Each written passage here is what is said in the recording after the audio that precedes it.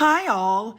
Everything in my video is pulled from the public domain, and I am using them under the Fair Use, Fair Dealings guidelines.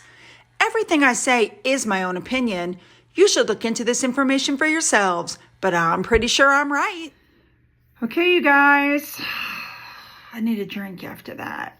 I just finished the first episode of the Netflix trailer. There's a lot. There's a lot. So let's just get started. First of all, a disclaimer came up that said all the taping was done, all the interviews were done by August of 2022. They then put up a disclaimer saying that the royal family had declined to comment, which we now know is false. The royal family, initially it was reported the royal family wasn't notified. Then somewhere on Twitter I saw that they were notified, but when they went to respond, it was a third-party production company that contacted them, and when they went to respond, they couldn't get a response. Interesting. All right. So it starts off with Harry at Heathrow, March of 2020. They had just finished their last royal engagements, and he's sitting there going, how did this happen? How did we get here? All right. Then all of a sudden, it shoots to Canada, and Meghan Markle is sitting in that huge mansion with a towel on her head, and she's looking into this camera going, I don't know. I don't know what's going on. I don't know what to say. They told me I should do a video diary, but I don't know. Yeah. Okay. Then they start talking about the paparazzi and the news, and they kept saying that it's exploitation and bribery, and the media was destroying them. And you have all this music swelling in the background, and you see pictures of the wedding, of their wedding, pictures of Diana, of course. They threw Diana throughout this entire thing. Of William, of Catherine, current photos. I'm pretty sure they didn't ask them if they could use them. All right, then the next thing, they put a video on and say, we found this. Do you remember this? And they show her this video. And in the video, they are asking her, William or Harry? And she goes, I don't know, Harry. And that took place 1 year before they met. And Harry looks at Meghan and goes, see, that just shows that you didn't know who I was. Like, okay. All right. Then they start showing Archie's face. Now, keep in mind that that the Queen said before she died, 50% of her job was being seen. If you're not seen, people lose interest in you. I, for one, lost all interest in seeing Archie. They want to keep him so private. I just wasn't even interested in seeing a picture of him anymore. Well, let me tell you, they've gotten over that now. They are flashing photos of Archie throughout this entire thing. Harry goes, Meghan sacrificed everything for me, and then I had to sacrifice everything for her. And there's Meghan feeding chickens in the front yard of their house. All right. So then it shows them on their expansive lawn, and Meghan's going, the children are down. Look at this night. It's just so wonderful. I'm cutting roses. Look how serene our life is. I noticed throughout this entire documentary, they make it look like they have no assistants in the house. Nobody else is cleaning. Nobody else is cooking. There's no nanny. It's all them, which of course we know isn't true. Then it all of a sudden shoots to July of 2016, how they met. Now, they told everybody in the engagement interview that they were set up on a blind date, and they were going to keep that friend's name, quiet. Now, they've changed that to say that they met over Instagram. He saw her stuff on Instagram and got in touch with a mutual friend and said, could you hook me up with her? And the friend said, this person wants your number. And they exchanged numbers and texted each other back and forth and set up their own date. So they just completely went a different direction from what they said initially about how they met. In the Oprah interview, remember, Meghan said, I didn't Google Harry. Anything I needed to know about him, he told me. No, now she says, I never Googled him. I looked at his Instagram feed because that's how you can really tell about somebody. Yeah. So her friend Lindsay Roth, her friend Lucy Frazier, her friend Jill Smoller, her friend Silvertree, whoever the hell that is. And these are probably the people that went to People magazine without her knowledge. I think we all know that's not true. Now the music is playing Anything Goes. You know that song that's very sultry. Anything goes, dun, dun, dun, dun, dun, dun, dun, dun, dun. You know that. So that's playing in the background while the friends are talking. Then the music changes to I'm in the mood for love, simply because you're near me. This kind of stuff. Very sultry. And then Nacho comes on. Oh, I just knew when he met her, it was love. I'm like, okay. So basically, you're not giving us anything. You're just rehashing with photos. We've all heard this. We all know this. What is the point of this? Okay. The next thing he did was hit out at Catherine and William. I couldn't believe it. He basically took a swipe at Catherine and William. He said, I had to find somebody I had to marry somebody with my heart, not my head. I was expected to marry somebody that fits the mold, and that's not the way I operate. So basically, he's saying that William married somebody that fit the mold, and he went with his head, not his heart. Wham! Slap, slap. Little snicky there. Then, of course, he brought up Diana. He shows the Paps again. Throughout this whole thing, paparazzi, paparazzi, paparazzi. They're ruining my life. They're ruining my life. They show when his announcement of his birth. They show the christening. They show him as a child. Now, he does come out and say, I had a great childhood. What I can remember, he says, I had a great childhood. Great childhood. He keeps comparing himself to his mom. He goes, she was cheeky. I'm cheeky. He's constantly showing how they're being swarmed by the Pops. Then James Holt from Archewell comes on and gives an interview. How he would know any of this because he didn't know either one of them back then. It beats the crap out of me, but there he is. He does this whole thing about the Queen and the family, and they're anointed by God, and they need to stay popular, and they have a 60 to 80% approval rate, and they are the UK. And again, they're using current photos of William and Catherine and, the royal family. But the thing is, the way the paparazzi hounded Diana would never be allowed today. Rules were put into place because of what happened to Diana.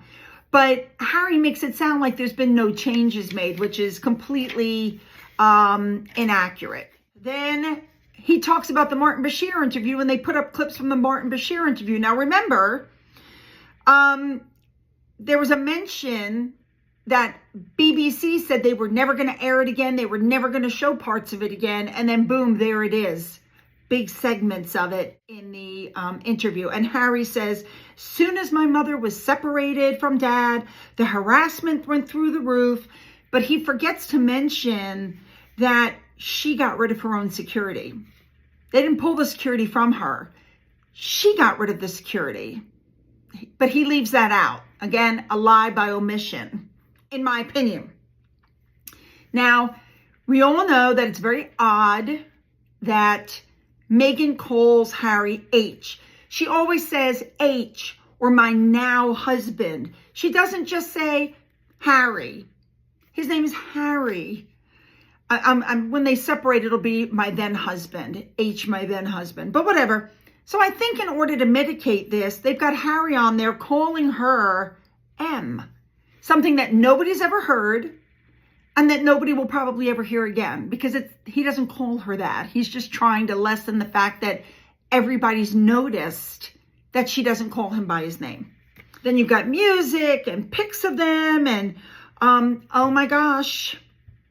Then it gets really creepy. He puts up pictures of Diana with him, and then pictures of Meghan with the baby. Then Diana with him, then Meghan with the baby, and says they have the same compassion, the same empathy, the same warmth. It was one of the creepiest things I've ever seen. When I've told you before that it's almost like he married his mother, he married his mother. It was cringe. Sorry. Then they show a picture of Meghan holding the baby up to a picture of Diana going, look, there's your Grammy Diana. The baby's looking at the photo, kind of making noises because he can't speak. Look, it's Grammy Diana. It's Grammy Diana. Let's not forget that supposedly that was his first word, Grammy Diana. No, I'm sorry. First they said his first word was crocodile. Then they changed it to Grammy Diana. I digress. All right.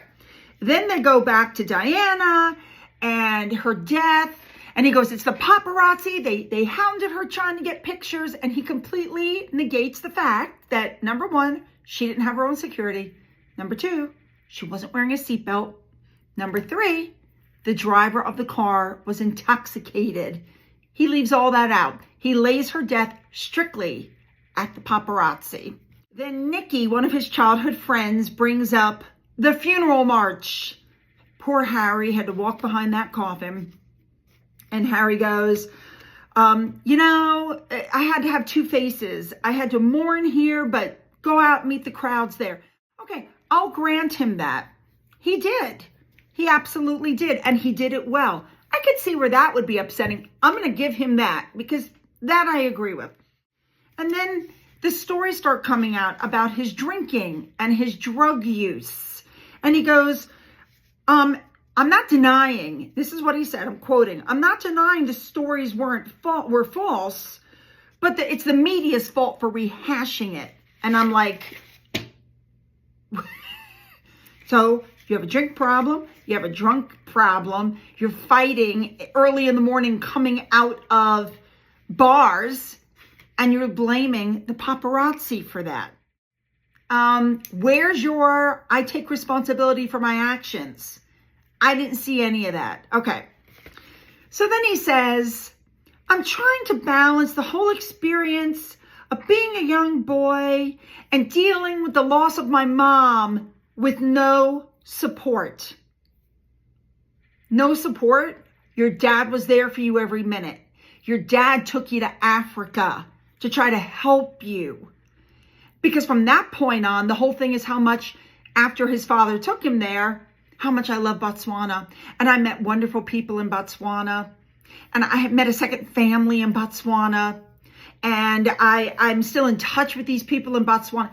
But yet says that he had to deal with the death of his mother with no support at all.